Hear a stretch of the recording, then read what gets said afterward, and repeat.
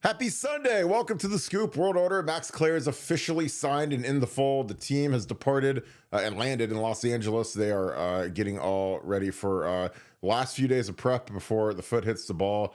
Huge game coming versus the Oregon Ducks for redemption time. Going to break some film down again tonight. I know I got a lot of requests for that last night. I think you guys really enjoy it. So we're going to break down a few more plays that I'd like to show you guys kind of the inner workings of. And we're going to take your questions as well. So get the super chats right up again. Thank you guys so much for paying it forward. Makes a huge difference. We've signed up hundreds of new members. Really over the last 6 months, it's really been cranking. But we've been promoting it a lot at the end of the year. It's been an amazing thing getting to know a lot of the people that we're signing up. Nevadabuck and I are doing the work. Signing them up, and it's an amazing experience, and we appreciate you guys. So it's a really nice thing that you guys can do. As always, if you guys enjoy our content, please leave us a like, click subscribe, also click that little alert bell. Again, I appreciate all that you guys do. This has been the best year ever of my life, and probably close to Nevadabuck's life. This has been an incredible run for us. Thanks to you guys. Again, we make no bones about it. This is a person-driven program, a Scoop family-driven program. And we are what we are because of you guys, and we appreciate you guys so much. We don't take you guys for granted. We appreciate all, you guys being in the chat early, Steely and the crew getting it fired up every day. It's absolutely awesome. So again, I thank you guys so much. Again, we love you guys to death, and we do this show because we love kicking it with you guys. And again, you guys bring such incredible questions and interaction, and it's just wonderful. So I just wanted to thank you guys for that real quick. But again, if you guys want to do something awesome for us, again, as we end the year, we're starting to gain a little bit of ground on Apple Music and Spotify. Because subscribe to both for free. It is the easiest way you could ever say thank you for what we do. And again, you don't have to, but again, it's something that's super easy to do. It takes 15 seconds, makes a huge difference for Nevadabuck and I as we're trying to keep growing the platform and keep enhancing it and pouring what we're making back into making everything better. So we just appreciate you guys so much for doing that. With that being said, gonna bring in Packer Buck, the Packers. If you guys ever wonder if we're running a little late, it's either because I'm late getting off the Stairmaster or Nevadabuck is watching the Packers. So the Packers just ended, but we apologize for being a little tardy. But Nevada, how are you doing tonight? I'm doing better than the Packers doing that. Just they lost but came back, and so not disappointed though because it was a good effort. But Packers, come on, man, you got to get together. Got to be more like the Buckeyes and have a complete game from beginning to end. Don't just play a fourth quarter game, and so the Packers could learn something from Ohio State. Yeah, the Buckeyes landed in Los Angeles. And first, let's touch on Max Clare real quick because he is the headline of the show tonight. Signed officially. Funky Buckeye broke that before anybody, so shout out to Funky. I hope you guys tune into him and Brandon Moses, B. Moses. They open us up on Sundays at 6. We have a great 2-hour run basically on Sunday nights. So, but Funky was all over that. He broke that before anybody that he was coming to Ohio State. He also broke that he had a minor procedure done to his wrist. So he'll be full go for spring ball. Nevada, now that Max Clare, and again, we've talked about him a lot, but he's officially in the fold. What does he bring to the offense? What does he bring to that tight end room? Well, I want to bring up one other thing that Funky pointed out, which when I first heard this, I was like, what? It didn't make any sense. And nobody else was talking about this. But one of the people that helped recruit Max Clare to Ohio State was none other than Kirk Herbstreit. And people are going to go, what? Kirk Herbstreit, and wasn't he the one that doesn't like Ohio State and this and that? Well, Kirk obviously, he's got a kid down there in Cincinnati. Max Clare's from there. You've got obviously Kirk likes Ryan Day. He's got a good relationship, kind of protecting Ryan Day from what he feels is like undue criticism. So believe it or not, Kirk Herbstreit played a role in getting Max Clare. Now let's talk about Max Clare. What are we getting? We're getting a heck of a tight end, man. We are getting a heck of a pass receiver. I mean, next to Colson Loveland, I think Max Clare is the best tight end in the Big Ten. I mean, in terms of just pure athleticism, receiving, route running. I mean, he is a fluid route runner. He's a hand catcher. He is going to add another dimension to the Ohio State offense that we just haven't had in quite some time. And so I'm really excited about a great kid. Really passed up on much more money from other schools. From I'll name it, from Michigan. Michigan gave him the bag, and he turned it down. Came to Ohio State. So yeah, Funky Buck called it. He had really good information on it, and it was a big one. So I'm excited about it. Really good portal ad. at a position that I feel like is kind of an underexploited position for Ohio State, an opportunity for us to take a already good offense and make it better, is if we can really truly activate the tight end room, and this is certainly a big step towards doing that. Yeah, I think it'll be a great ad.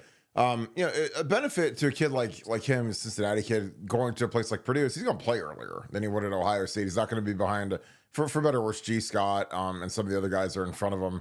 So he got the lion's share of the reps. He was a dominant player. I think that he's surely excited to see what he can do in this offense.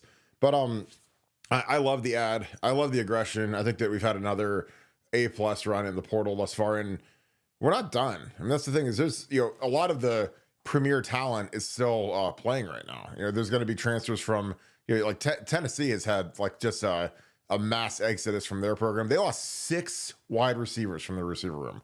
6 in one portal in the last like 5 days or whatever since our game. So there's going to be attrition at Georgia, at Texas, at every school that's out there and still playing. It's going to be really interesting to see who becomes available, if there's any coaching changes. And it's not just the head coach, it's just the position coaches. Like if a position coach leaves, sometimes a kid might be a little disenfranchised, disappointed. Again, I always go back to Stan Drayton when he left the day after Mike Weber signed, which was scummy, but that's, what are you supposed to do? You're supposed to tell the kid, hey, I'm leaving for Chicago, and sorry. No, you're going to sign him and you're going to move. Because again, back then there was no portal, there was no getting out of it, a letter of intent. So Mike was kind of stuck here. But I think that there's going to be some more shopping to be done. Again, you got to remember, like after the playoffs last year, the 14 were like, that's when we got Caleb Downs, that's when we got Seth McLaughlin. Those are literally two consensus All-Americans that we got in the portal after they were eliminated for the playoffs. Nick Saban retired. Obviously, Julian Sane, throw him in there. So we're going to be doing some shopping. And again, I think that that's good, because the good thing for us is, as much as people don't like the new NIL and the portal and the rest of that type of thing, is, we're never not going to be really good, because we're always going to be backfilling our roster based upon who leaves for the draft, who, maybe guys come back. I don't know. And I think that there's a shot, maybe not a huge shot, with a couple guys like Quinshawn and Davison, but I always think that there's a shot, but you never know. Again, I was stunned when Trey came back. You look at how good Trey's been this year. Like that performance, if he did that in the league, probably would have been rookie of the year, or probably runner up to Jaden Daniels. It's hard to beat a quarterback who's really good. But Trey's been so explosive, so underrated.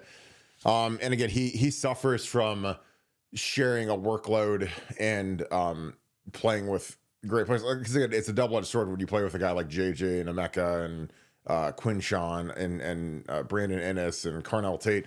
Like, there's only so many carries you're going to get, so many touches you're going to get. Whereas if Trey went to Boise State, he probably would have won the Heisman if he had 30 touches a game and everything was around him and you got to stop him. So I don't know, but I'm not trading anybody for Trey at this point, and I think he's going to be, if he goes to a team like the Chiefs next year at the end of the first round, oh my God, terrifying, as good as he is. Nevada, as we keep rolling along, the team is in Los Angeles. You've experienced the build up to the bowl game. The bowl game is always a dance when you're a program like Ohio State going to a bowl game like the Rose Bowl, because there's a lot of events that they want you at. There's a lot of media stuff there. You got to go to ride the parade float at Disneyland. You got to go go to the Lowry's Beef Bowl where they eat prime ribs and see who can eat the most and whatever. But on the flip of it, there's and it's time for business. So as great as it is to be wined and dined and drug all over Los Angeles for some they're really nice events. Again, we did that at the Fiesta Bowl, and we went to drink while we'd go to these ridiculous steakhouses. And this wasn't just the Notre Dame game, Florida game, Kansas State game.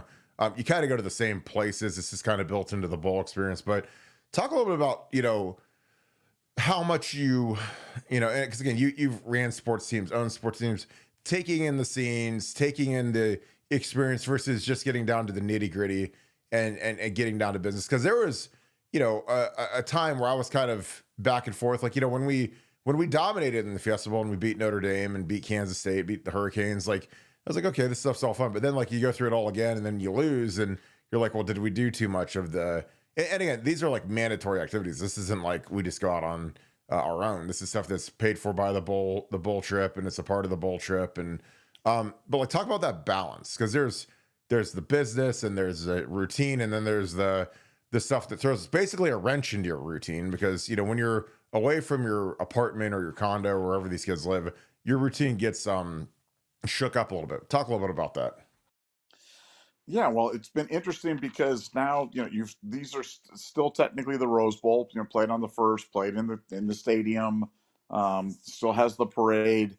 But like you said, you're not doing Disneyland. I mean, the Bucks just got in. They're not doing Disneyland. They're not doing the Beep. And before we get too far afield, have you ever been to Lowry's before? Have you ever been there before? I've never been to Los Angeles proper. I've been to Manhattan Beach because I got a friend that lives out there. But other than that, I've never been to like downtown Los Angeles or any part of Los Angeles. I mean, because Lowry's, they have Lowry's other place. I didn't know if you ever been there, but Lowry's is so freaking good. It is so good. So I just wonder, how would you do in the Beef Bowl? Would you have contributed mightily to the Beef Bowl? How much prime rib could you eat if properly motivated? Here's the thing. It depends on if I'm playing or not. If I'm a freshman and I'm redshirting, nobody could touch me. I mean, I am the apex predator when it comes to that kind of stuff. But it's like, if I have to play in a game, that's different. Because like, when I got to play in a game, I've got my routine. I got kind of what I like to eat. And it's not all like healthy stuff. Like I used to eat like Taco Bell on Thursday nights when I was a freshman. Like, and I always would joke. I was like, all these little skill guys would be laying on the ground, catching cramps and whining like little girls. And I'd be like, if you just eat Taco Bell on Thursday, like I ate enough sodium to kill an elephant on Thursday night. So I never caught a cramp in my entire life ever, because I always, they always say salt your food, drink Gatorade, but just eat Taco Bell. I mean, eat a Mexican pizza and like 5 cheesy gordita crunches and, all the other stuff. I mean, I was like a human garbage disposal when I was in college, but again, I never caught a cramp, and then when I got older, TJ Downing and I used to go to the Hooters in Hilliard on Thursday nights, and we'd have some beers and eat some chicken wings, and I never caught a cramp ever. And it would just be something that would relax us. Cause I used to tell people, I was like, I know that you're not supposed to like do any of that, but Spartans used to drink wine the night before they went to war versus the Persians. So, I mean, it can't all be that bad. I mean, those guys were literally fighting to the death. I'm just blocking, double teaming guys and pass protecting. So, I mean, I don't know. Sometimes like I get all of the, green juice and eating celery and doing Tai Chi and eating grass-fed grass burritos and that kind of thing. But at some point, like, man, I mean, you got to go be a monster, and you got to go be a savage, and you got to eat some bad food and feel guilty. Because again, we'd always go to the hot tub the next day, sweat it all out, get a workout in, and feel like $1 billion. So, but again, if I was at something like that, because the thing I used to hate about the bowl trips is like, I'm such a creature of routine, man. And like, I would hate being in a hotel room, even if it's a really nice hotel room. I would hate not having my refrigerator full of food. I'd hate not having my car to go get what I needed. I don't know. Playing Xbox. I mean, I'm the most simplistic creature in the world when it comes to a routine. And Urban Meyer, who I love to death, was the king of routine. He loved routine. And, one of the big things that he talked about, when they beat us, is that they stayed in their routine the entire time. Like they stayed in it, and it was, if it was a Tuesday practice, it was hard. A Wednesday practice, it was a little lighter. Thursday, easier. Saturday, they'd go through like a game prep thing. So like routines are critical, especially now that you have to hit the road. And again, you're staying in a nice hotel. I'm not sure where they put them at, but you're always staying at like a 5-star hotel, and there's all kinds of hanger-ons there, and there's all kinds of people that don't frankly have to play in the game. Where it's just a big party for them. So again, and there's nothing wrong with that, but it's just reality. So I mean, you gotta dial it into where you're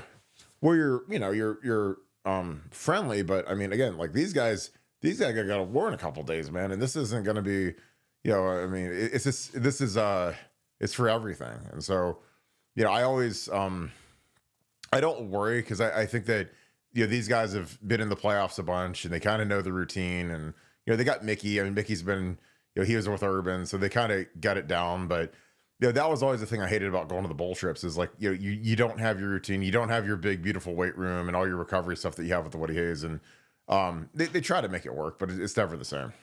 Your thoughts on that?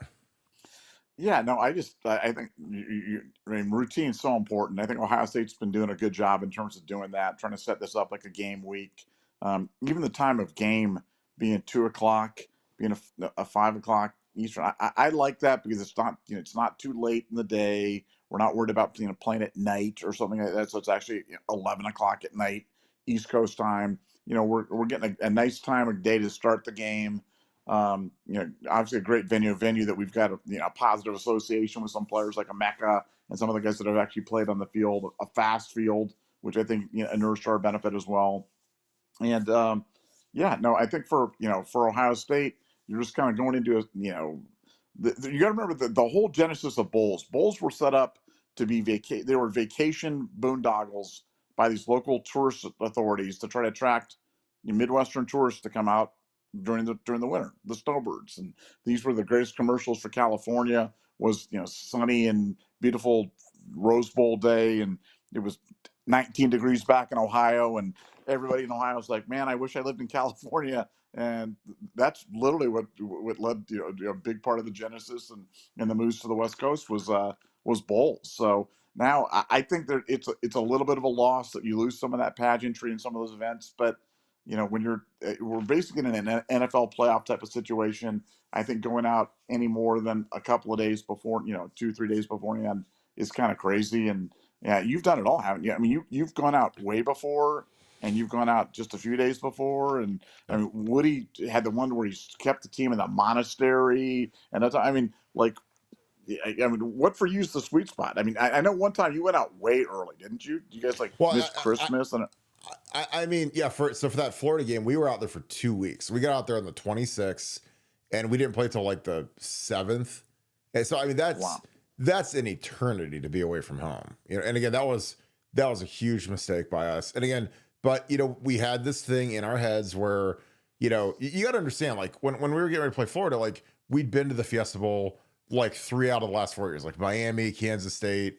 Then we go to the Alamo Bowl. Then we came back for Notre Dame. So we had this like patented formula where we'd stay at the Fairmont Princess, we'd get out there, do all the stuff, whatever. And like the year before, like we went out there and we whooped Notre Dame. So again, we don't want to change. You don't want to change anything because like, we can't have this whole conversation about routine and not and say, well, now we should wear the red jerseys, because again, like we were the number one seed, and we wore our white jerseys because that's what we wore in all the other games. Like, I mean, go look. I mean, so it got to the point where I don't, you get superstitious. So, we wore our away jerseys despite being the one seed because we'd won 3 in a row. So, like, if Tress would have worn the red jerseys, we would have gotten smashed, and people would say you should have worn the white jerseys. But being out there for 2 weeks was a disaster because there's only so much football you can do during the day. I mean, you have your meetings for 2 hours, then you've got practice for 2 hours, then you've got post-practice meetings for an hour, and then you're free. So, I mean, you got like 5-6 hours a day of football, and then, the other, you sleep for 8 hours, and then you've got, 10 hours of just downtime where you're just laying in the hotel, you're going to the mall, going to the pool, going to the whatever. And again, like, and guys go out on the town and stuff. So it just, I mean, 2 weeks is a long time. And again, I can't go anywhere for longer than about 3 days. Like, I mean, I don't care if it's Vegas, if it's Florida, if it's a vacation, Disney World. After 3 days, I'm ready to come home. Like, I like my home. I built my home exactly how I like it. I've got everything I need. Frankly, I hate missing podcasting. And honestly, I love to work. Like, I'm addicted to working more than I am doing anything else. So so being out there, like, and again, I love the Woody Hayes Athletic Center. Like when I was a player, I like lived there because we had such a nice gym. We had such nice every treatment thing you could ever imagine. So you could really take care of your body. Where it's like you go on these road games and they can travel a lot of the stuff. So they try to replicate it as best they can, but they can't bring everything. They can't bring the full gym, obviously. So usually you're working out at a high school gym, or you're working out at the the gym at the hotel or whatever, and some of them are nicer than others, but it's never the same, and again, like I said, I like the routine of like going to the Woody Hayes, practicing, because a lot of times when you're at these other places, you have to meet at the hotel, get on the bus, you ride the bus for 40 minutes to the high school that you're going to practice at, practice, get cleaned up, get on the bus, ride back. And it's like you're just so inefficient. But again, I get it's part of the equation and it's totally fine. But I don't know. Like to me, I don't want to get there as late as possible. And again, Kirk Yeti, who again I'm hot and cold on. I love his process for getting to away games where he's like, I want to get to the hotel as late as possible. I want our guys to be tired. We're gonna eat our meal. We're going right to bed. There's no screwing around. There's no sneaking girls. There's no crazy stuff. It's like we're gonna get there at 9 o'clock, eat dinner, go to bed, or 8 o'clock, and that's it. And then we wake up in the morning and we go play football. And again, as long as you can stay at the facility, I think the better off you're. And again, I think that's really gotten tightened up, especially after that Florida game. We didn't go down ever for that long ever again, because it was, and not only is it a disaster, but it's exorbitantly expensive, because when you're at like these resorts, you got to remember, you've got to have their bottles of water and their Gatorade. So like a bottle of we were drinking like Voss water, and each bottle's like $15. So guys would take a couple swigs, throw it in the trash. So the tab at the end of the trip was just insanely expensive. Like we had like a dry erase board in our meeting room, and I remember Jim Bowman, he said, "What do you think it costs to rent this every day?" I was like, "I have no idea." He's like it's like $200 a day to rent a dry erase board, and we're there for 2 weeks. So I mean, if you're gonna spend $3,000 on a stupid dry erase board that you could go buy at Office Max and throw away, like I don't know. But again, I'm neither here nor there. And again, I'm not saying that's why we lost, but it didn't help us being out there for that long. And again, I don't know when Florida got out there. They might have got out there at the same time, so it doesn't really matter. But the one thing I know is that we couldn't stay at our regular we couldn't stay at the Fairmont because Oklahoma was there. Oklahoma, those year they played Boise State and they lost on that Statue of Liberty play. But so we had to stay at like an Indian casino for the first like 7 days. And then we had to pack all of our stuff and move to the new place. And again, it's fine. This is not like, don't cry for me, Argentina, that we're moving from resort to 5-star resort to 5-star resort. But again, when you're a creature of habit and you're a homebody, and you're used to your own bed and your own fridge and the creature comforts of being home, I think it helps. So again, I think Ryan did a good job. These guys hung around the Woody as long as possible. I really like that they got their hard practices out of the way here. And they got a couple of light practices out in LA. I think that's great. Because then you don't have to worry about them having a crappy practice tomorrow after the long flight and the hubbub and getting checked in. You can have a nice light, easy practice and kind of prime the racehorses to get ready to go. Does that make sense? I mean, I know that was long, but I just, I know Tress regrets going out that long. Because again, we always felt like we lost. We had really good bowl practices before Christmas, but then the problem is you get like 4 or 5 days off between Christmas, like the last practice at the Woody, and then you get like 4 or 5 days off, and then you head to the bowl site, on the 26th. So he'd always give, and that's what every team does, because they want the kids to go home for Christmas for 3 or 4 days and then get to the bowl game. But it was like we felt like we lost something, and we wish that, honestly, when I talked to him about it, it's like he wishes that we would have came back to the Woody on the 26th and practiced for 4 or 5 days before we went out. That probably would have been the right move. What are your thoughts? Well, yeah, I guess my question, and maybe I missed it in that very detailed answer, which I very much appreciate, because I'm learning stuff every day. But in 04 and 05, did you guys go out that early, or was that just an 06? Well, no. You got to understand, like the BCS championship game first year was in 06. So, when we played Notre Dame in the Fiesta Bowl, there was no BCS championship game. Right, but I'm saying you didn't go out 11 days before your bowl is what I'm saying. I mean, whether it's a BCS championship game. No. We would go out on the day after Christmas. And for the Alamo Bowl where we played on the 28th, we went out on we went out like 5 or 6 days early. Go out there, get to the site, practice. Kansas State was the same way. We flew out on, some guys flew out on Christmas. A lot of guys flew out on the day after. And then we played on like the 1st or the 2nd. So it was like a 5-6 day trip out there. It wasn't that long one. Because again, with the BCS championship game, it was like the week after the actual Fiesta Bowl. Because the actual Fiesta Bowl was that Oklahoma Boise game.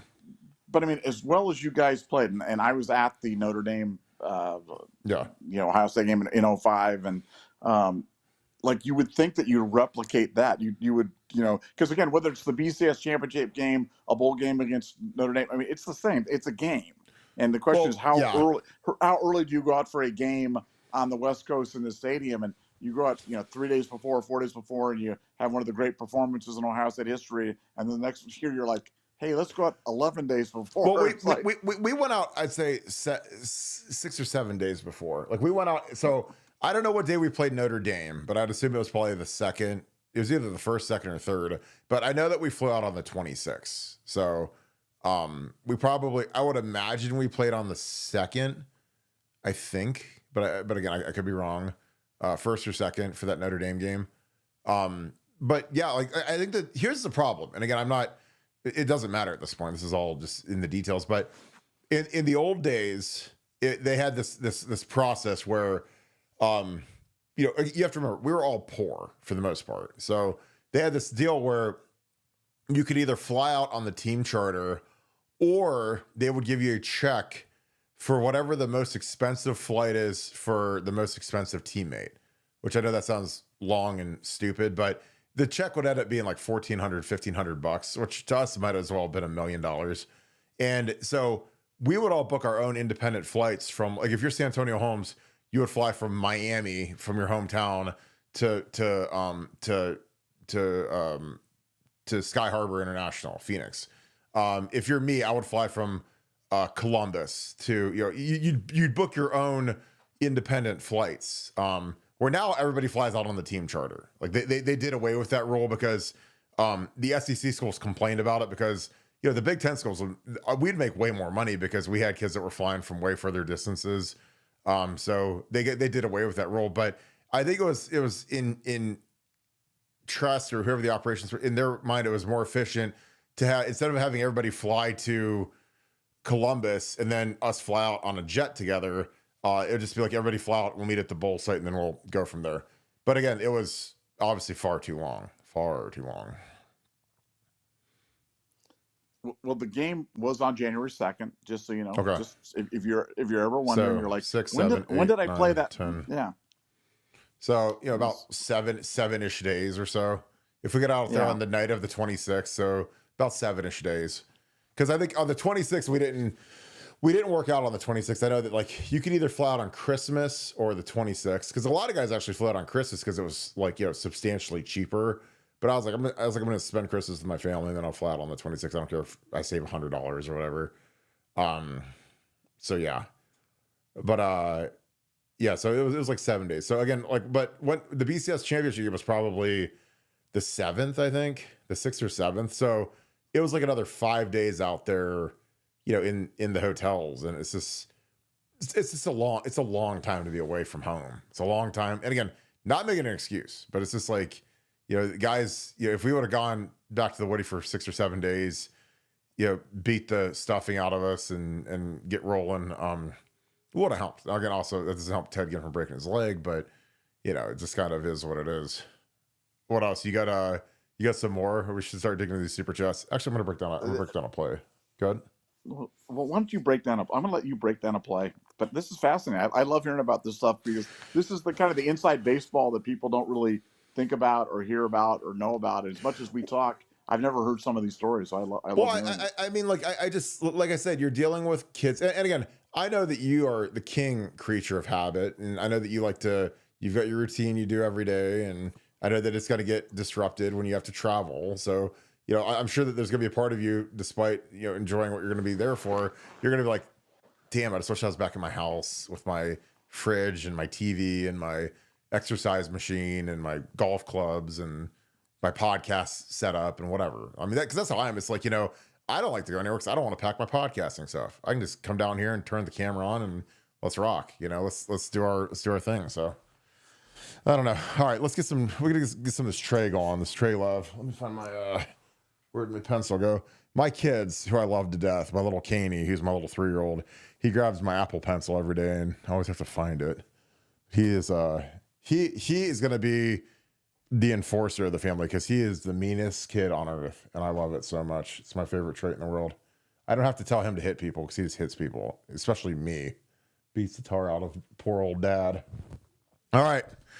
Trey Henderson. This is the Luke Montgomery play. Everybody loves it.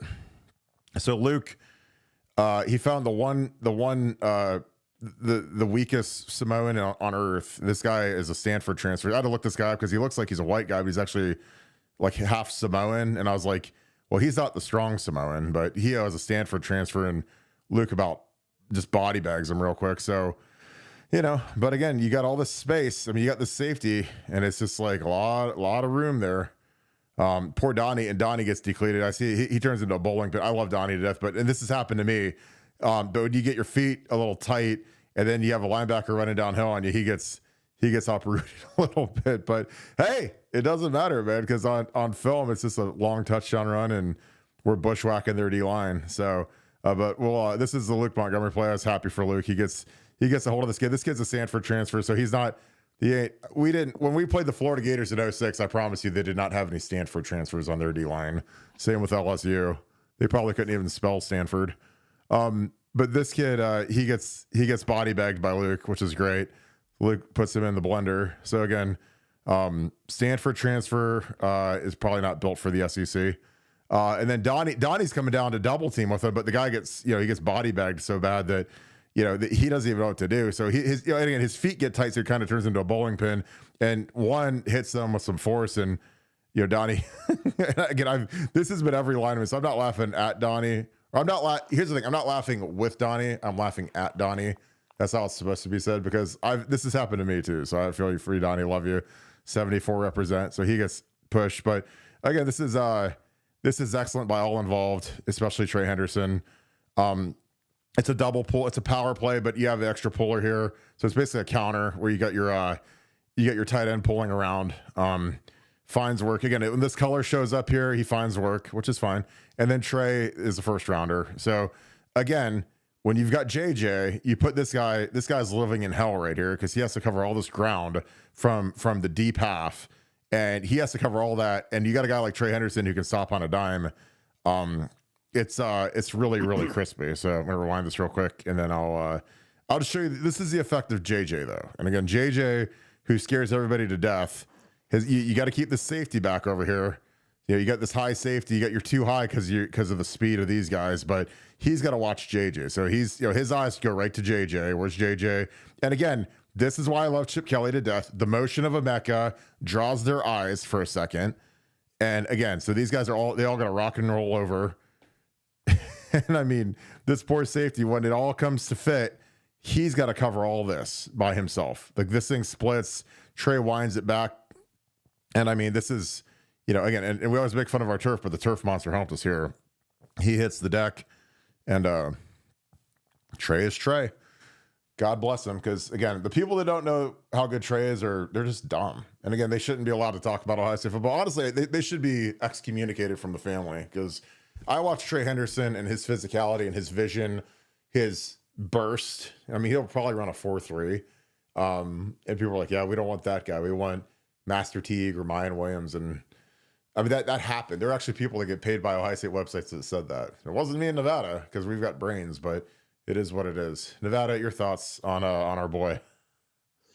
No, Trey was great, but I mean, the play design was so good. And, as you said, I mean, you look at a Mecca. I mean, Mecca's out there. If Will decided to keep it and throw it out there to Mecca, it's forcing that linebacker to make a heck of a play, in space against a Mecca, or Mecca walks into the end zone too. So a lot going on in that play. Guys crossing, orbit motion, JJ stretching the field, and then you bring Trey back around the other side.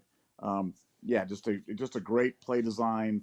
And it doesn't take much. The guy just get a little bit of an angle on the guy. Guy takes one little false step, and Trey takes it to the house. So it's just fun to see Trey playing a complete season where he's been healthy.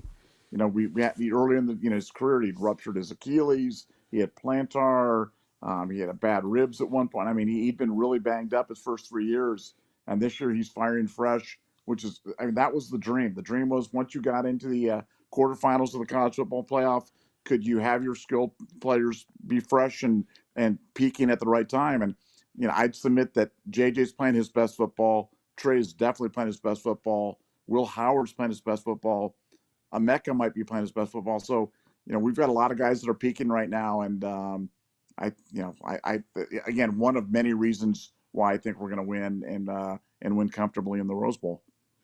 Yeah. And there was a CBS, their CBS Sports Line, they put out their mock draft today, and they've got a Mecca going 10th overall in the first round. So again, he's our number 3 option, our offense behind JJ and Trey, and he's that good. So could he be the guy in this Rose Bowl that's the MVP? Won't surprise me at all.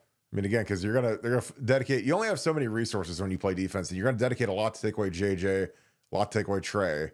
So Mecca could absolutely go ballistic. And again, God bless him, because that kid he's so good. All right, super chat time, Nevada. Any thoughts as we get into these? No, just it's this is exciting. It's go time. I'm just glad that everybody's got there. Knock on wood, we've been able to get to this point without any injuries, any other mayhem, no mass defections, and even travel delays. Everything's gone smoothly and no complaints. Ian Bates, thank you for the 5. Appreciate you, brother. Thanks for being on here tonight. Appreciate you. This is a great statement. So Ian is on point here. He says, like clockwork, and he used the clock emoji, which I think is fire. Tennessee stinks now that Ohio State beat them. Remember, the media thought Oregon stunk until they beat us. The media also took Indiana. Indiana was like the second coming until they came to the shoe and got dog walked. But Nevada, tell me how surprised you are that people think the Tennessee now stinks, since we just absolutely ran through them. Well, it is funny that, you read these articles and they're talking and you hear commentary and they're talking about, like Will Howard's proclivity to play bad in big games and stuff like that. And I'm like, wait a second, did Tennessee not count as a big game? I mean, to me, it was a big game. It was, the first college football playoff game ever in the horseshoe night game. A lot of people feeling like Tennessee was going to be able to pull the upset SEC opponent. I mean, there was a lot going on in that game, and Will only dialed up his best game by far as a Buckeye. The best game of any quarterback playing in the college football playoff. So, but I guess that doesn't count because we won. But that's just kind of the way that that it rolls. I mean, every game, we beat Penn State at Penn State, and no big deal. Indiana top 5 matchup, that doesn't matter. Beat Tennessee, all that matters is we lost to Michigan, and it's like, okay, well. I'm done with that. Hopefully after the Rose Bowl, people are done with that as well, because they're going to see just how good this Ohio State team is. Well, and the other thing is like, if Tennessee wasn't good, like show me your betting slips. I want to see them. Like, I want to see these people say, well, we knew that Ohio State was going to do well and Tennessee wasn't any good. And I mean, it was a set 7 versus 8 or whatever it was. I mean, it was 2 or 8-9 is whatever it was. So it was just like, I don't know. I mean, it's easy to say it after the fact, but it's always super easy when you're like, oh, well, of course we knew Ohio State's going to win. I was like, well, show me your slips. Show me, what'd you guys bet on it if you guys all knew it? Because I mean, like I said, I felt good about it. I picked it, thought it would be close. I didn't think it would be quite the blowout, but I thought that if we schemed up their D line, which we did, then we would handle these guys. Because again, I would take our defense and Trey Henderson's leading our running game anywhere versus anyone at any time. That's what always gives me, like, when I lay my head on the pillow and I'm looking up at the ceiling, I'm like, no matter what happens, we still have our defense. And our defense is absolutely ballistic, balls to the wall, ungodly good. I mean, it's so good that people don't realize how good it is, and they won't know how good it is until after the season's over. But I mean, when you're number 1 in total defense and people still complain, I don't know what you're supposed to do. I mean, they've had the greatest run of goal line stands ever versus Oregon, versus Penn State. I mean, just stonewalling teams. Jack Sawyer picking off Michigan on the goal line. Like, I mean, they can't do anything else, than go out there and play offense. So I don't know. Okay, I'm going to do one more film play because this one's just too good. I'll do one more because I know you guys like these, and then I'll dig into the super chats. But I have to, because again, Nevada and I are the kings of the Chip Kelly brigade. And when and people laugh and go, Kirk, you said Chip Kelly was good. I don't think he's good. I think he's amazing. Because when he has the people that he has in place here, it is it is so hard to go against. So here you got Mecca in the slot. So you're going to run your play action fake this way, whole line run blocking this way. This guy is man on Mecca. So what do? Block immediately because it's going to be behind the line.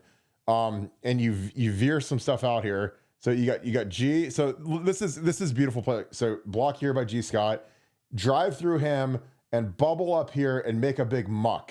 So when he comes through here, Will Howard is going to fake this. He's going to roll this way and a nice, easy little soft toss. So watch this. You got all this action, this little play action pass. These guys are, again, the offensive line doesn't have to block anybody on this. Again, this is, get in the way for 2 seconds, move the pocket, which I screamed about all week, move the pocket and just get it out here. And look at all this grass you got. Look at all this grass.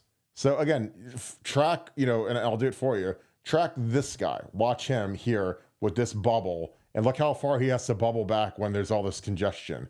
Bubbles all the way back. So, I mean, that's just literally free money. Genius play call, genius design, the play action fake. Again, these guys don't have to block anybody. This is literally, it's like a naked bootleg. Everybody just zones in here. G holds that edge. He holds here. And Mecca, you cross him over on the motion, and then you yo-yo him back at the start of the play. So this guy's got to run all the way over here, and he's going to run all the way back over here. Again, like, people don't think Chip Kelly's good. I was like, how do you defend this? Like, imagine being this corner, this man-to-man with a Mecca, and he's going to run all the way back behind all this. And again, this guy, this is taught with Ennis. With Carnell, drive through this guy, because that's the guy that could potentially make the play. Drive through him like you're running your route. And he does. So, he drives this guy right into him, which again, that's coaching. Run into him. And then you got this nice little soft toss with all this green grass. Because you just get the ball to your playmakers in space. I mean, he doesn't even get touched until he's out of bounds, and it should have been a late hit anyways. But Nevada, those are my favorite plays because it's free money. The offensive line doesn't have to block anybody. Go back to that play though, and watch G Scott on that play too. Like watch the other option that you have on that play instead of the little pitch to a Mecca. Yeah. Oh, exactly. Like that's what you do. You block for 1,000. He's like the emergency outlet. So it's like you block for 1,000, 1,002, spin, pivot. If these guys are all chasing here, dump it right there, middle of the field. And these guys are all sprinting this way. Yeah, and you go right down. That's almost kind of like a variation of that play. Remember teams would look to the left, look to the right, and then throw it to the tight end down the middle kind of thing. That's kind of a variation of that where you look to the thing, you fake the thing to a Mecca going, down the thing. And watch G Scott. I mean, he's wide open down the middle of the field. Yeah. Hold out, release. Look at that. He's right there. Yeah. So here's your number one. And if this guy doesn't get bumped and he's all over it, then we'll just spin your hips, set your feet right there. And again, nice easy throws. So you dump it right there. I mean, G can go get another 10 yards. So again, I don't know. I get frustrated when people don't realize what great scheme looks like. That is great scheme. Like you've got a Mecca and you yo-yo him across the formation, bring him all the way back over at the snap of the ball, make that corner. Because again, when you do that and that corner's running with him, Will Howard immediately knows it's man coverage because the corner's running with him. So it's man, and you know that this thing's going to have a shot. And if it's zone, maybe you're going to G. So, I mean, again, you have an identifier. That's the good thing about motions. And that's something that I know has been really stressed by the staff is telling guys to get the play in fast and get the guys set. Because everyone has to get set before you can motion and shift. And there's a lot of plays that we were running where we'll do a shift and then we'll do a motion. So you have to get down in your stance early. You can't be screwing around. You can't be walking around. So, but it just, man, when you've got these low test score cornerbacks to get a 6 on the Wonderlic back there chasing that stuff, it gets real ugly real fast. And again, that's just Chip being Chip. All right. We'll go on to the next super chat. Appreciate you guys. Sorry, I was just watching that and I was like, that's just too good. I got to show that one. Sean, thank you for the 5. As this game draws near, I'm more convinced we will win comfortably. Gabriel's just begging to be exposed. He's not an NFL QB and has had it too easy. I mean, I just think that, they got every break last game. Are they really going to get every single break this game? On a neutral field. I think our team has more cohesion and chemistry than they did earlier. Our guys, we had some young guys like JJ. We had a lot of transfers, and they had a lot of transfers too. But I mean, I think our guys are just peaking at this point. So I feel great about it. Nevada, your thoughts? Yeah, I mean, and like you said, neutral site. I mean, that is huge. I mean, home field advantage. Oregon just does not lose often at home, and that environment was about as jacked up as you'll ever play in. I'm not saying it's better than the whiteout because the whiteout's got more people, but that was a big time environment early in the year for Ohio State. It's a confidence builder, and I mean, Ohio State is playing their best football right now, and at least defensively, Oregon is not. So, we'll see. But I agree with the poster in terms of Gabriel. I think Gabriel's had a pretty easy path so far this year. And even when he plays the first time, we didn't manage to get him off his spot. We didn't manage to rattle him. We'll get to him this time. And I think it's going to be a vastly different result. I agree. Hey, Glow. Thanks for being off for the deuce. Rose Bowl Buckeye Revenge return to splendor.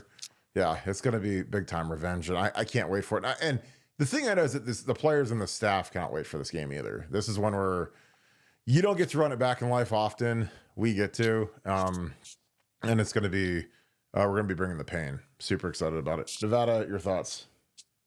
Yeah, no, you're exactly right. You don't get many chances to get a rematch. I know you would give anything to have a rematch with certainly with Florida.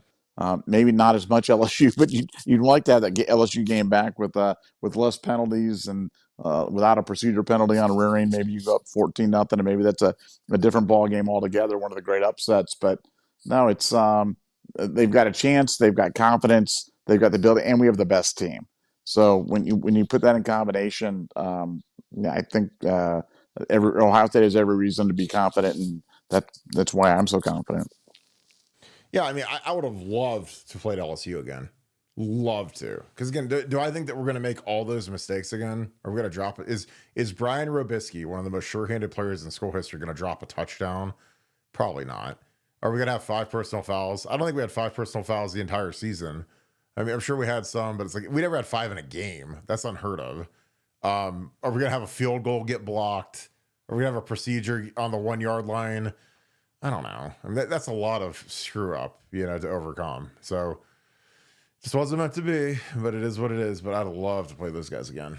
All right, D78, thanks for the 5. If you're Dan Lanning, what are you telling your team to make them feel confident?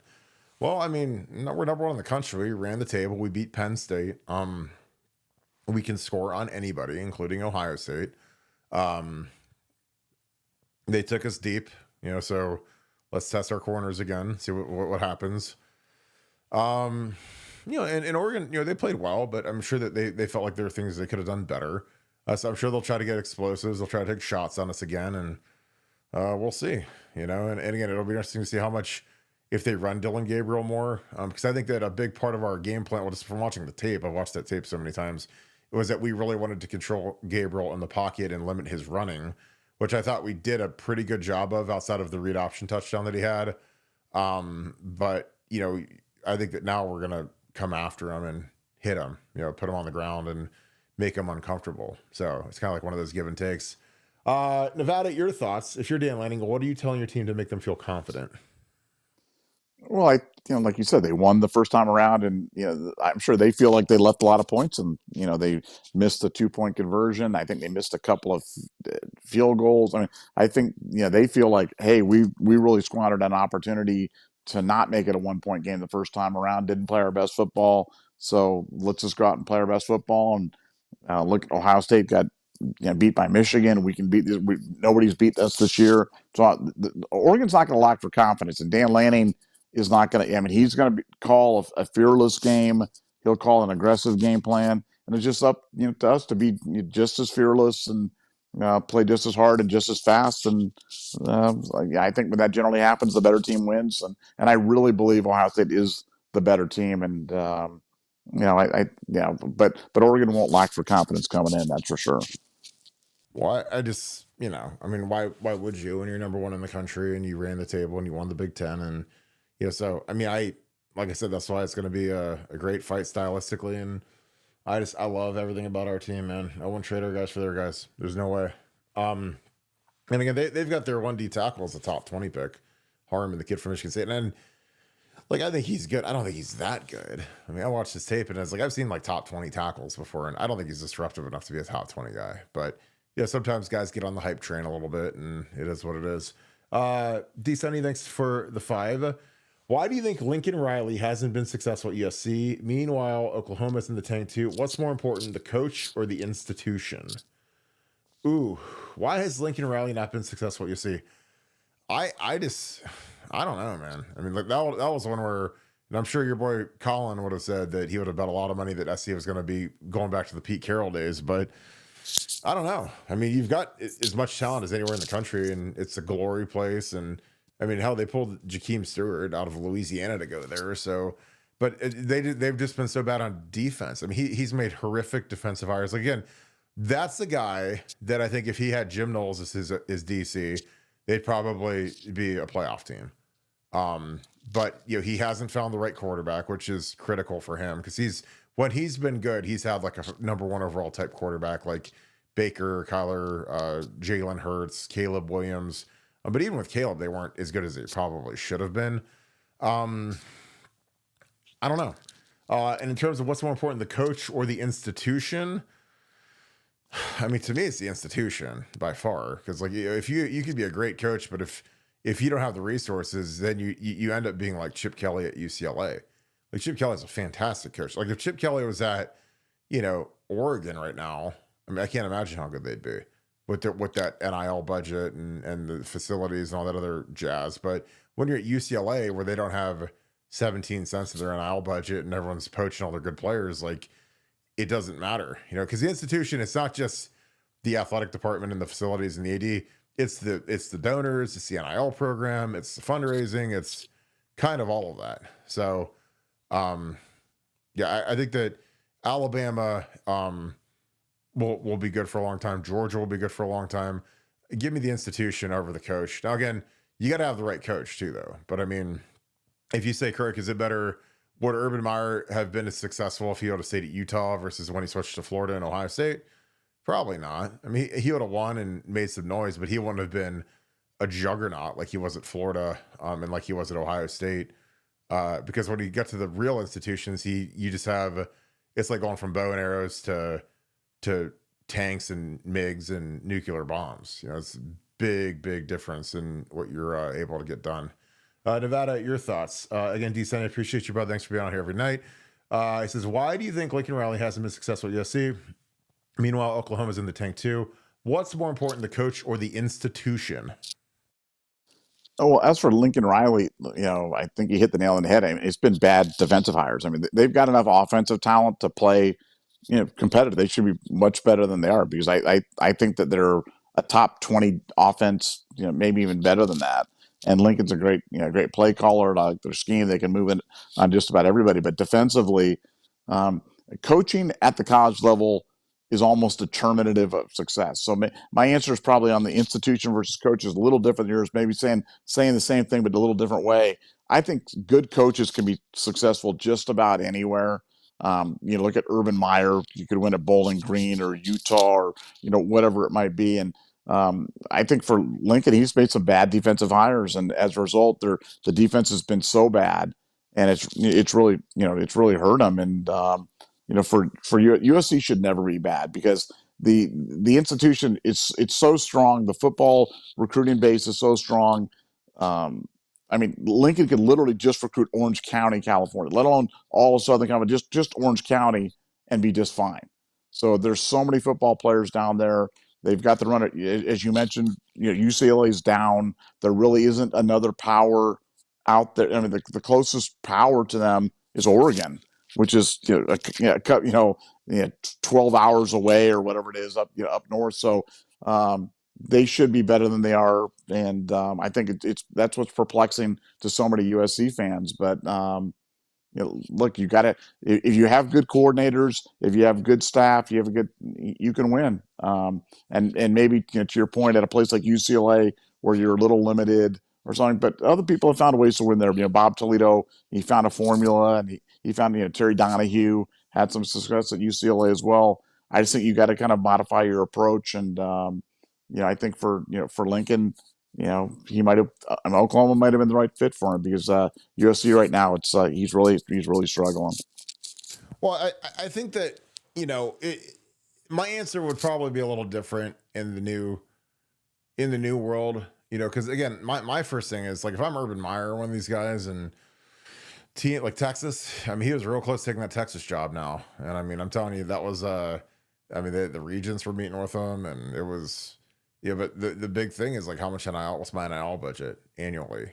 Put that in writing, because so like to me, like if you've got an institution that has financial backing, and again, SC, like when you look at their alumni, it's outside of the Ivy League and Stanford, like it's as good as there is. You got George Lucas and all these monstrous, celebrities, and I mean SC is a hip, sexy school. Like people, you say if you say you went to Southern California, that's a real degree, and I mean that's. And again, like you go on a visit there, it's like, my God, like how could you not go to SC over Oregon or whatever? But again, that's just my opinion. So I don't know. Like, I mean, like if you said, Kirk, you could pick an institution, like, and I could pick 5 of them, I'd pick SC would be one of them. SC, Texas, Ohio State. I mean, I can't believe how bad Miami is now compared to how good they were when I was there. But there's certain, so Georgia would definitely be one just because of the talent in state. But you look at what's the NIL budget and the in-state talent base, and like SC, like their NIL should be A+, and their talent base is A+. So yeah, but I get what you're saying about Urban being great at Bowling Green too. But I'm just talking about like to take the top off the program. Like cause I feel like Ohio State will always be good, and it could just be me being stupid or arrogant. I know that they were bad with Cooper at the end and whatever, but like I mean, for 25 years we've been really good. Multiple coaches, and with the proliferation of the NIL now, it's like I just can't see us ever being too far behind. It's going to be a glory job from here on out. Brutus B. Buckeye, thanks for the 5. Thanks for being an ultra member as well. Just like to hear your opinions on Cam Ward quitting / stopping at halftime. Nevada OH. I'll go first on this one. I thought it was disgraceful. And again, I know that the kid's got a lot of money on the line. I'm sure he had an insurance policy. But say like the worst case scenario for Cam Ward, say he tears his ACL. Say he tears his Achilles. Say that he misses all night. Where would he fall in the draft?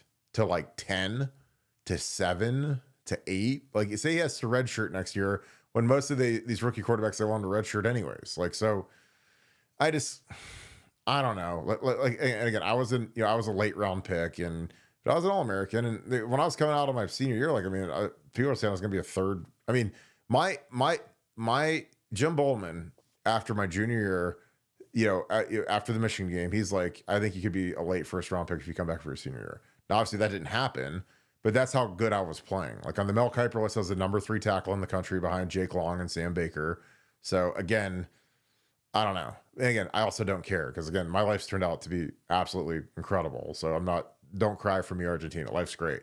But I would never quit on my teammates. I mean, I'm just saying, like, you can say a lot of stuff about me, and a lot of people have said a lot of stuff about me, but you could ask any of my teammates. And again, they didn't all like me, but they knew that I was shooting that thing up and I was going to roll. Because again, when I'm old and 40, I'm fine. My knees, I tore my knees up, broke my foot.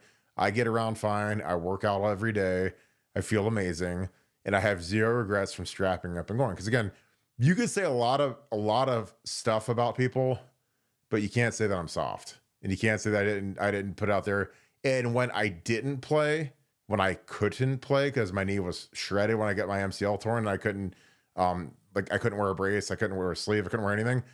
I was as miserable as I've ever been in my life, and I never wanted that feeling. And again, Cam Ward has to live with the fact that they had a chance to win the game, the Pop-Tart Bowl, and he sat there with his helmet off. And I'm just like, and again, that's fine.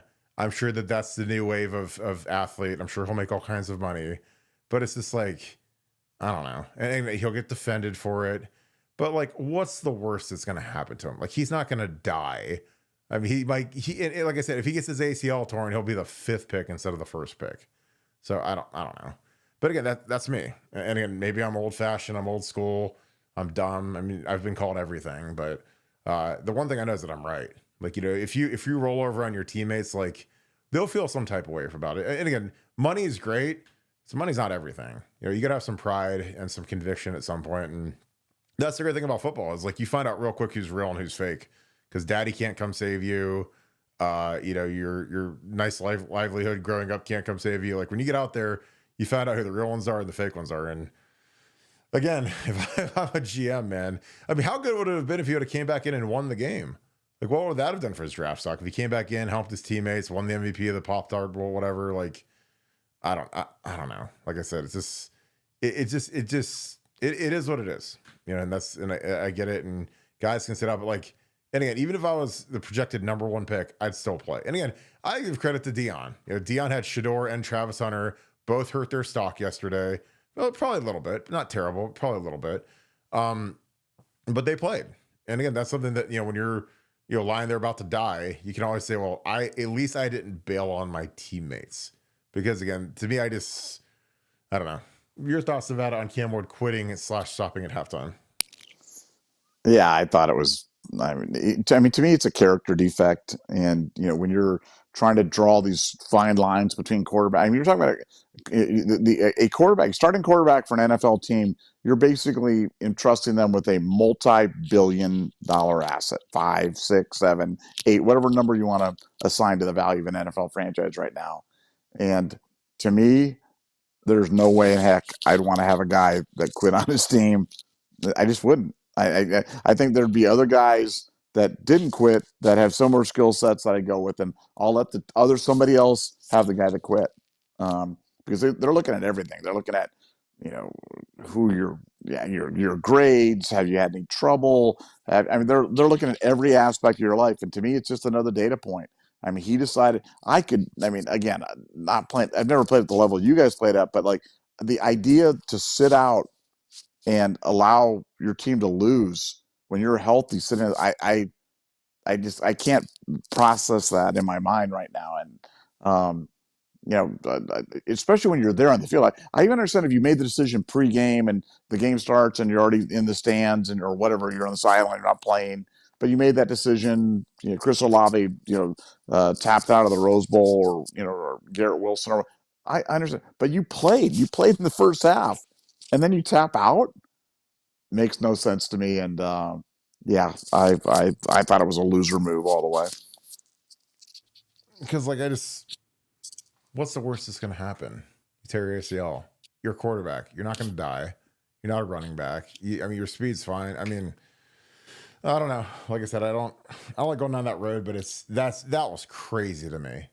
Because again, like, what if you would have gone out there and won the game? That would have been one of the most legendary things of all time. Instead, you sat there and chewed your sunflower seeds and put your hands in your pants and whatever. It's fine. Matty Bucks, what's up, brother? Thanks for the 5. Against the 3 playoff teams, Boise, Ohio State, Penn State, Oregon's defense has given up an average of 34 points. Neutral site game on a fast field. Good luck, Ducks. Nevada, you've been saying it. Talk your talk about Oregon's defense. Well, they're just not very good. Go look at their defense and somebody show me the great defensive effort this year, and against a decent team. And I hate it when people are like, oh, against good teams they play, but I mean, literally against the only teams that they played against that were highly ranked, highly regarded, whatever, they just completely laid an egg defensively. And it's not like we didn't move the ball up and down the field, at will the first time on their home field with that crowd screaming and everything else. I mean, we moved the ball up and down the field, and we're better offensively now because Will Howard's better, and Trey Henderson's better, and J.J. Smith's better. And yeah, we're missing a couple of offensive linemen, but look, our guys have now had a month. How long has it been? A month that they've been playing together with this same 5 or 6 or whatever they're going with. So yep. No excuses. We've got cohesion, we've got experience, and we're coming off our best offensive game of the season against a better defense than we'll see in the Rose Bowl in Tennessee. Totally agree. Appreciate you, Matty. Thanks for being on here every night, brother. You're the man. Hey, Glow. Thanks for the 10, and thanks for being off number. Quote unquote, Kirk. We're both Canton hometown guys. Please share how fulfilling experience from state high school football to Ohio State national program. Love the podcast, bro. Well, I appreciate that. Well, I mean, when you're a kid from Ohio, there's no greater dream than playing for Ohio State football. There's nothing that you could, I mean, it's what every kid wants to do. I was lucky enough to get the chance to do it. And I didn't take it for granted. And again, you don't want to be the guy that you're from Massillon and then you go down there and you're a bust and people say you never should have been offered, because there are guys that are like that. It's a double-edged sword when you get that Ohio State offer, man, because like you don't want to be the bust. You don't want to be the guy that said, oh, he didn't deserve the offer and he didn't take advantage of it, or he should have went to Purdue or whatever. Like, I mean, so there is a pressure. And I talked to Pat Elfline about that. He's from Pickerington, and the pressure of coming to Ohio State when you're from the small town. And there's a lot of guys that are from Ohio schools and they flame out and they got to transfer out, and it's not, it drives you. I mean, again, it's kind of crazy, but I'm just being honest. But it was great. I went to Massillon Perry, and I had the best high school coach that I ever could dream of having for what I wanted to do, in Keith Wakefield, who was Bear Bryant reincarnated. He was he was a Nick Saban kind of disciple, because him and Nick Saban were very, very close. And he almost went to work for Nick Saban at Toledo, but they were two peas in a pod. Like, Nick Saban offered him a job as a DB's coach there. So again, my life would have been way different without Wake. But Canton and Massillon's a tough area, a lot of tough people, tough towns, tough football. And it's something that I think that it's blended well when you get to Ohio State. So like when I got to Ohio State, I couldn't believe how easy the practices were compared to my high school practices. My high school practices were, it was junction boys every day. And I got to Ohio State and I was like, we only practice for 2 hours. And again, there's regulations in college where you're only allowed to practice for 2 hours. There's a certain number of hours you can practice. 20 hours a week is your max. And so, and that includes your meeting times. So it's a whole different ball of wax when you get to college, and there's regulations. So, but I loved being from Stark County. It's a beautiful part of Ohio, and obviously the Hall of Fame's there. So, it's really, really cool. So, but I appreciate you, my man. Thank you for the great words, and I hope you're had a great Christmas and a great New Year. PD White Straw, thanks for the 10. What's up, brother? Dylan Gabriel hasn't received his Big Ten welcome package. I hope the defense gives it to him this game. I like that. That sounds pretty good. Nevada, what are your thoughts? Yeah, I agree. I mean, I don't think he's really been punched in the mouth hard this year. I mean, Wisconsin gave him a little bit of it, and he really struggled. Now, again, everybody struggles, so I'm not just looking at one game, but traditionally that's been the path to having him have his less successful games. And you've got a lot of tape on him. He's a 6-year guy. He's played 50 games or whatever it is, but he gets hit a few times, and he's a different type of quarterback. And Ohio State's got to introduce that to him early. Hit him hard. Crack his helmet like they did with Nico, and let's see how good Dylan is the rest of the way. I totally agree. I mean, you got to get after him. You got to hit him in the first 10 plays of the game. He has to go to the ground. You got to get after him. And again, I think that's going to be the edict that we're going to have. Johnny Harris, thank you for the 5. I appreciate you, my friend. Riley doesn't understand that the recruiting in California, not like John McKay did. Nevada, you're a California-based guy. What are your thoughts on that?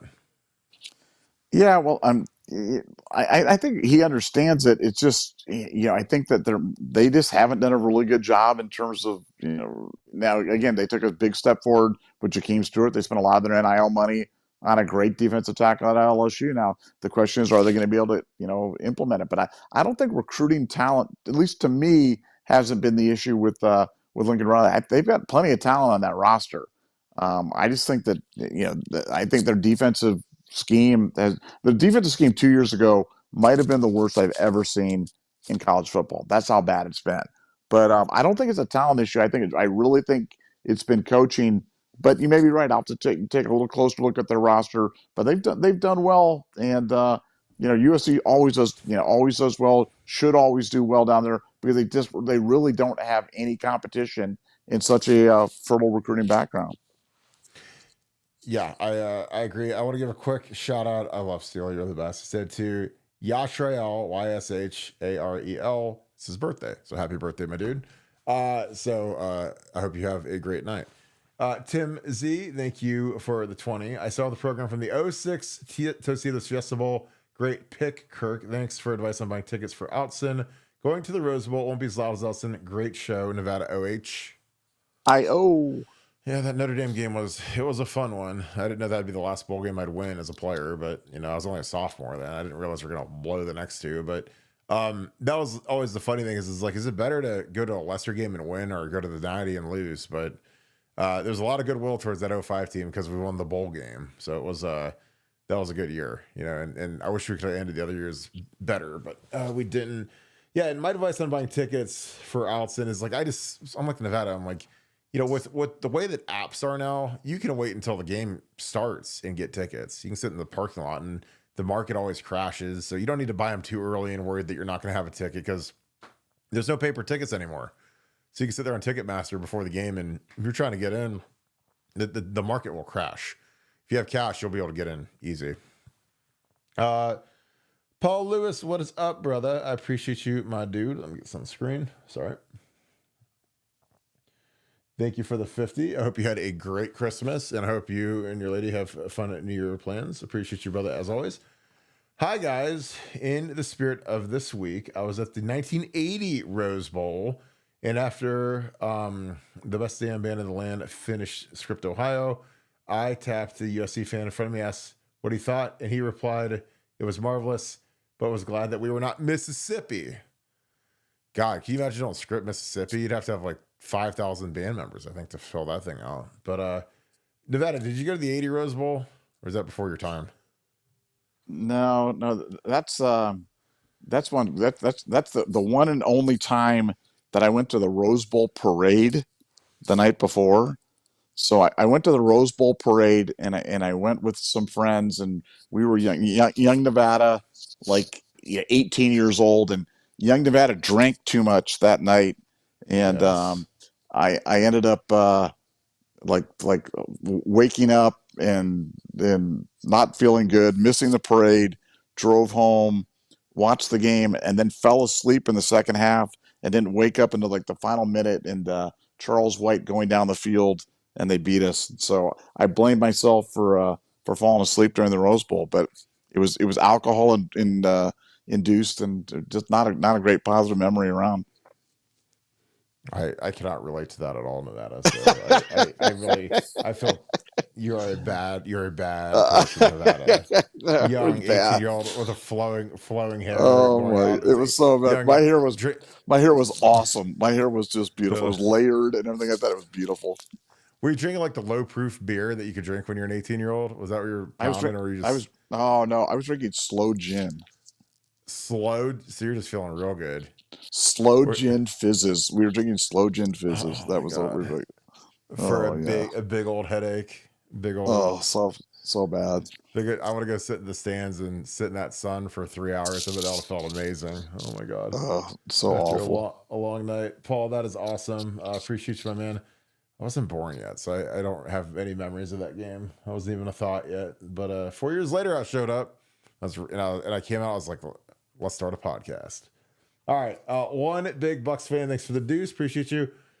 Harder transition, high school to college or to the NFL? Oh god, to the NFL, it's not even close. Because the thing about the NFL is you can get cut if you have a bad day. College, like again, pre-transfer portal, pre everything else, you can't get cut if you have a bad day in college. The NFL, man, you have too many bad days in a row, you're gone. And when I was in training camp, man, when I was in training camp, I was with the Miami Dolphins at my rookie year. Miami, my locker partner, you have your locker room, you get your big stall with your pads and all your stuff in it. And the two next to me changed every single week.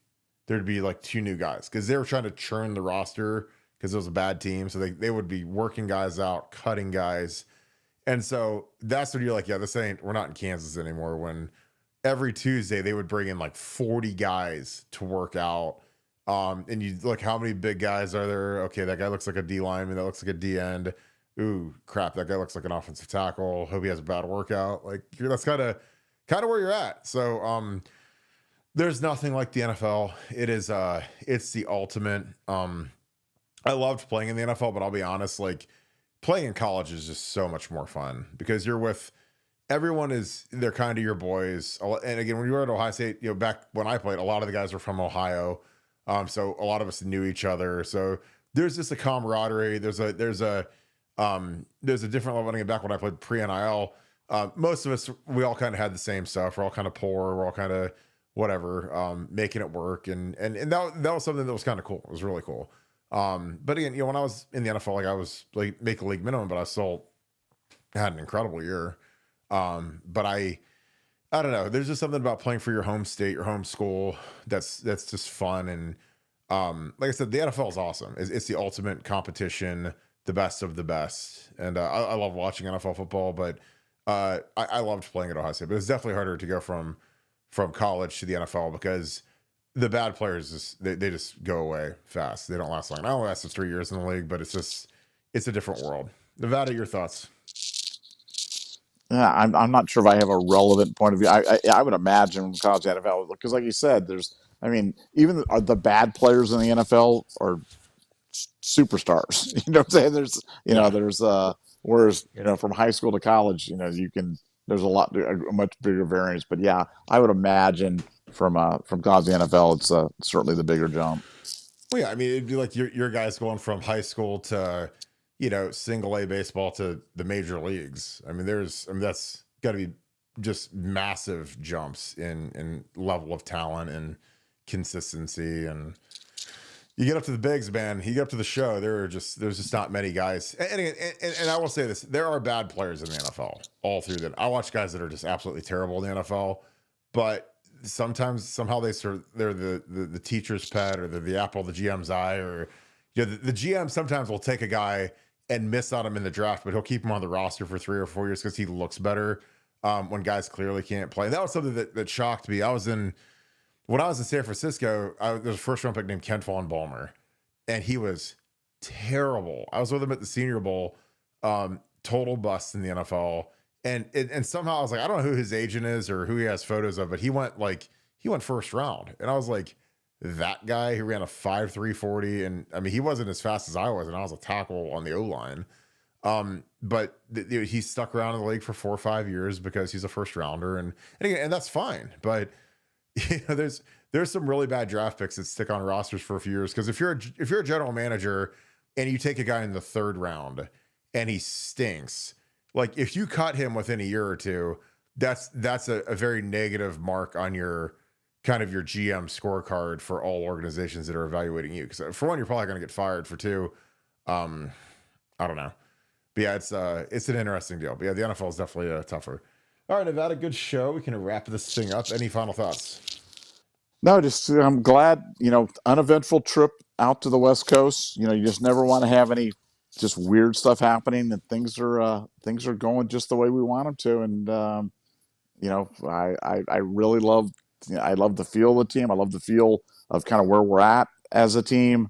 And I really think we're going to put our best foot forward. I think we're going to have our best effort of the year in the Rose Bowl, and I think you guys are all going to see that. Yeah, I agree. All right, guys. I appreciate you guys. Thank you so much. If you guys enjoy our content, please leave us a like, click subscribe. Also click that little alert bell. Again, we appreciate you guys being a huge part of the show. Shout out where you guys are watching from. Shout out who you guys are watching with. I always love to read that in the comments. And let me know what you think of the film reviews, because we're trying to bring that back a little bit more. I know I get great feedback on those, but if you enjoy them, leave us a like, and also let me know in the comments. So as always, we appreciate all you guys do. If you guys want to see more film reviews, an easy way to do that is give us a follow on Apple Podcasts, give us a follow on Spotify. That's a great way to say thank you, because again, I know you guys love learning the game and like to kind of show some of the stuff that's real easy to learn about to you guys, and it's a great way to say thanks. But again, if you guys oh man, we are so close to this game. I cannot wait. We'll have wall-to-wall coverage. We'll be back at 7:10 tomorrow, so get ready to roll. Buckeye Nation is coming. It's going to be here real quick. So with that being said, thank you so much, Buckeye Nation. Thank you, Scoop family. We will talk to you guys tomorrow, 7:10. You guys have a great rest of your night. Go Bucks.